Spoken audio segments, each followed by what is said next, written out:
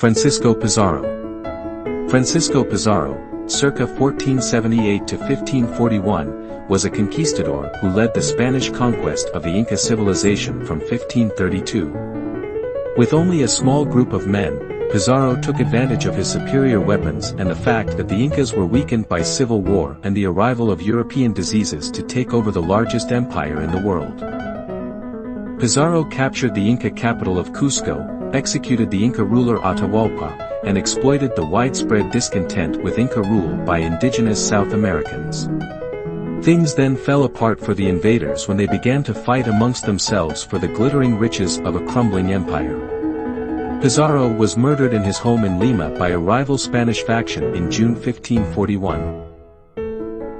Early life. Francisco Pizarro was born in 1478 in Trujillo, Extremadura, Spain. Of humble background, Francisco was the illegitimate son of Gonzalo Pizarro, died in 1522, a Spanish colonel. His mother, Francisca González y Mateos, was the daughter of a local farmer. Growing up in circumstances that did not allow him to attend school or be accepted by society, Francisco never even learned to read or write. With few advantages to a life in Spain, it is little surprise that Francisco, like many of his generation, was attracted by the promise of fame and fortune offered by the New World. In 1502, Francisco sailed with Nicolas de Ovando, born in 1451, to Hispaniola, modern Dominican Republic or Haiti, a Spanish colony since 1494. By 1509, Francisco had moved on to the mainland, where he joined the expedition led by Alonso de Ojeda, 1468 to 1515, to the Gulf of Uraba off the coast of what is today Colombia. Packing in the sights, if not the riches of the New World, Francisco joined the expedition of Vasco Núñez de Balboa, 1475 to 1519, to cross the Isthmus of Panama in 1513. Francisco, therefore, became one of the first Europeans to see the Pacific Ocean. He then settled in Panama and enjoyed a successful political career there, serving as a magistrate and the inspector of encomiendas, the right to exploit local forced labor in a specific area. The first expedition south. Well established and well connected in Panama, Pizarro was able to think about launching his own expeditions of discovery. Rumors drifted north that a great and golden empire lay in the unknown lands to the south. Pizarro raised the necessary funds to lead an expedition there in 1524-5.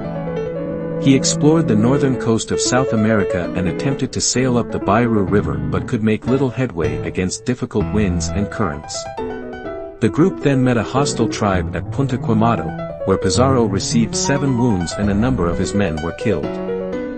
Pizarro launched another expedition in March 1526. Sailing to the San Juan River, Pizarro marched inland but was this time blocked by swamps. Meanwhile, Pizarro's pilot, Bartolomé Ruiz, had sailed across the equator, the first European to do so in the Pacific, where he had come across a balsa craft loaded with trade goods, including gold artifacts. At last, the conquistadors had a sign that riches could be theirs if only they could find the source. Ignoring orders from the governor to return to Panama, Pizarro kept a volunteer force and sailed on to the Gulf of Guayaquil, where the coasts of Ecuador and Peru meet. There he discovered the bustling port of Tumbes.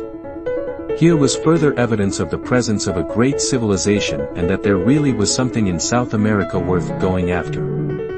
First, he would have to return to Spain and obtain royal approval for his next and larger expedition to try and emulate the discoveries of his compatriot Hernán Cortés, 1485 to 1547, in Mexico, who had conquered the Aztec civilization.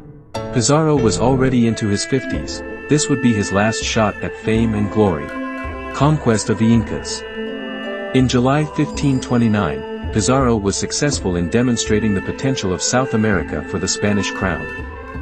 First, he was made a Knight of Santiago and then he was awarded the status of Adelantado, which was the legal right given by the King of Spain, Charles V, Holy Roman Emperor, 1519 to 56, to become the governor of any new lands he colonized there.